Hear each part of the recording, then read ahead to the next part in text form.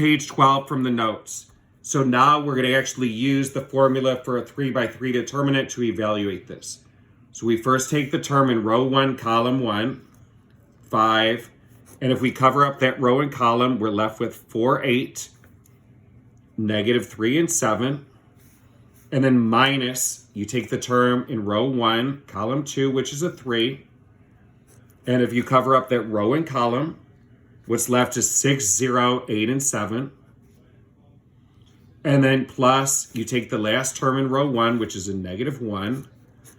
And if you cover up that row and column, you're left with 6, 4, 0, negative 3. And then what we do is we cross multiply and subtract. 4 times 7 is 28, minus negative 3 times 8 is negative 24. So that is 52. If you multiply that to 260, here we have negative 3, and then 6 times 7 is 42, minus 0 times 8 is 0. So that gives us negative 126. And then here I have 6 times negative 3 is negative 18, minus 0 times 4 is 0.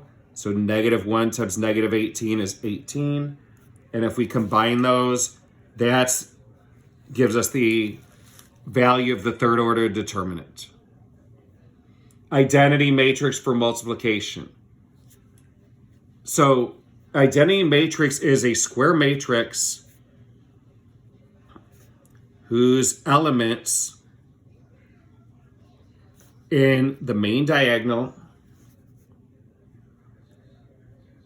from upper left to lower right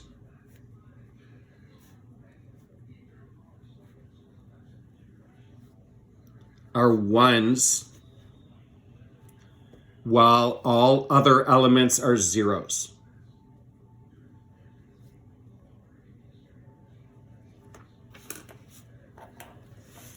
So the identity matrix for a second order matrix, you just put a 1 on the main diagonal, everything else is a 0. If it was a third order determinant, it looks like this. Main diagonal, all 1s, everything else zeros. Inverse matrix. We could say by definition, the matrix x1, x2, and then y1, y2 is an inverse matrix such that A1, A2, B1, B2 times this matrix x1, y1, x2, y2. If you multiply two matrices and get the identity matrix, then we could say these two matrices are inverses of each other. To find an inverse of a second order matrix, if A is the following matrix, A1, B1, A2, B2, as long as the determinant is not 0, to find the inverse, it's just 1 over the determinant of matrix A. And then on the main diagonal, we do the switcheroo. Instead of A1, B2, it's B2 and A1. And on the non-main diagonal, we take their opposites. That's how we find a 2 by 2 determinant by hand. So let's go to example 3. Step 1, we got to find the determinant. Cross multiply and subtract. That's negative 35. So to find the inverse, it's just 1 over negative 35. And then on the main diagonal, we do the switcheroo. And then on the non-main diagonal, we take their opposites. And if we multiply every term by 1 over negative 35, which is basically negative 1 over 35, what's going to happen is we'll get the inverse. That's going to be 1 over 35, 3 over 35, 9 over 35, and negative 8 over 35. That's how you find the inverse by hand. Example 4, solve a system of equations by using matrix equations. So step 1, I'm going to say that matrix A is called the coefficient matrix. It's 4, negative 2, 1, and 6. And I'm going to multiply that by some value, we'll call that xy, and that's going to equal 16, 17. So if I could solve for x and y, I'll have solved the system. So step 1, I would do this. And then step 2, I'm going to multiply each side by the inverse.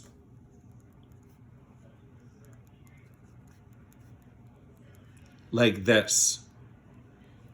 And we learned earlier, any matrix times the inverse, we learned this up here, is the identity matrix. And then the identity matrix times xy is xy. And then if we can find the inverse of this matrix times 16, 17, we'll have an answer. And I'm going to do this on my Inspire. So if I get out my Inspire, I want the inverse of this matrix times this matrix. So what I'm going to do is this: menu, matrix, create, matrix. I'm going to create a 2 by 2.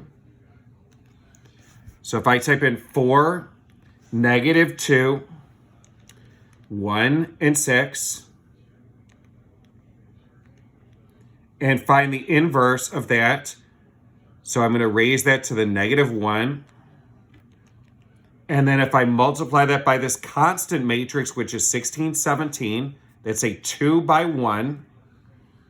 So menu, matrix, create. I'm going to create this time a 2 by 1. Tab and change this to a 1. If I multiply these together, whatever value I get should be the answer to the problem. So I'm getting 5, 2, if we can look at the calculator. And if we have 2 equal matrices, the x coordinate's going to line up with the top value, and so the bottom one will line up with the y coordinate. My answer here is 5, 2. These are the notes from page 12 from chapter 2.